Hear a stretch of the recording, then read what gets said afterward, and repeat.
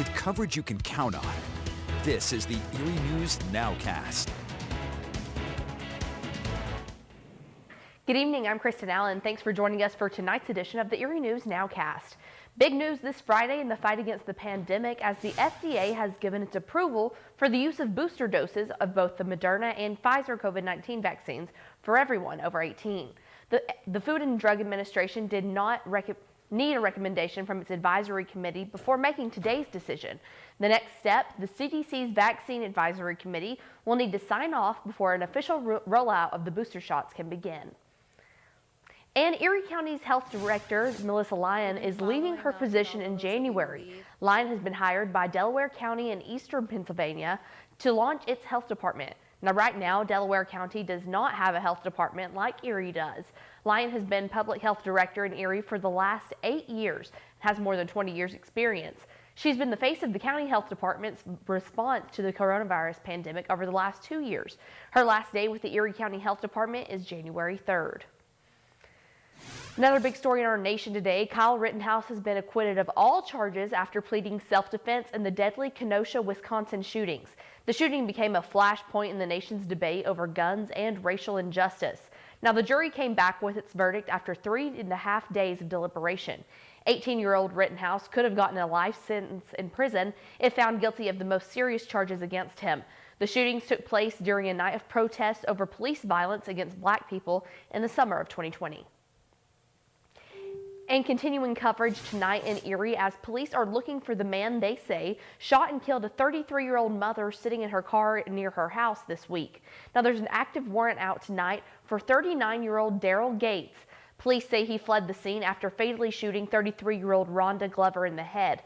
Glover was in the passenger seat in a vehicle near her East 13th Street home Wednesday night when police say Gates fired a gun into the car. The driver of that vehicle was not injured. Erie Police Chief Dan Spizzarni says the driver of Glover's car was being followed by his ex-girlfriend, Gates, and another man, all over alleged stolen items.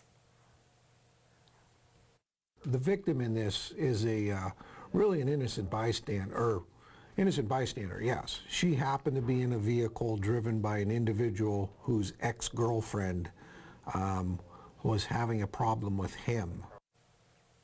And that ex-girlfriend is 21-year-old Ayanna Atkinson. She's arrested and tonight charged with conspiracy to commit homicide.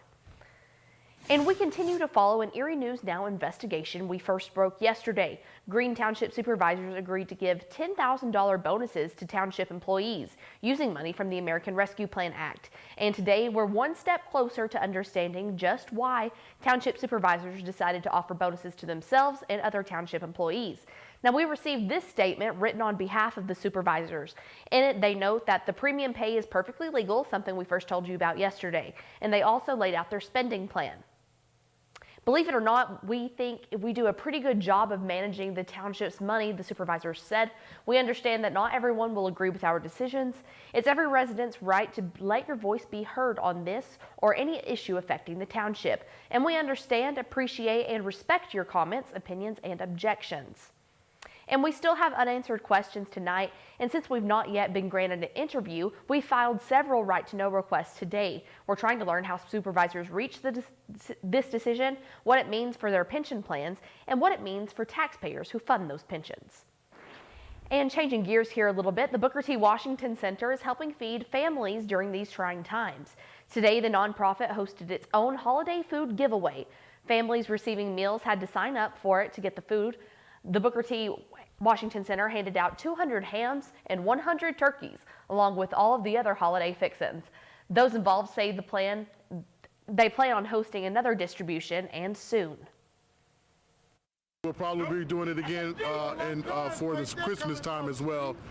So we'll do it for Christmas and make sure throughout the holiday season people have an opportunity to have some food on their tables.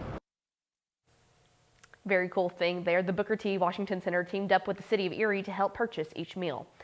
And as Thanksgiving Day quickly approaches, the Erie City Mission is once again helping out those who struggle to put food on the table. The nonprofit is set to host its annual Thanksgiving food giveaway this Monday. Volunteers and employees of Kingdom Financial spent the day preparing hundreds of holiday food bags. And each bag contains all of the holiday fixings with enough food to feed a family of 5.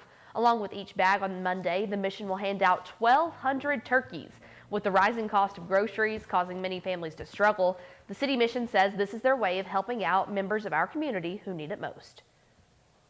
The price of turkeys and food is up, and so that's affecting families in a way that if we can help with that cost where they don't have to pay for this, that gives them the money for school supplies or other things that they can put that. It's a huge thing.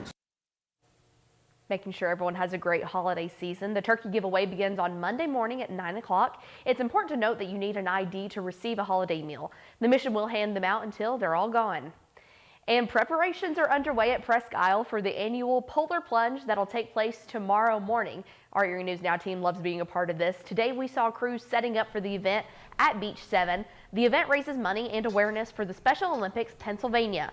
Plungers commit to raise money before jumping into the icy waters of Lake Erie. Now, it's not too late to decide to take the plunge. If you're still on the fence, you can still register tomorrow morning starting at 9 a.m. Again, all of this is located on Beach 7. And we thank you for joining us for this edition of the Erie News Nowcast. Join us for our next news at 10 p.m. on the CW and 11 p.m. on WICU and WSCE. Have a great night.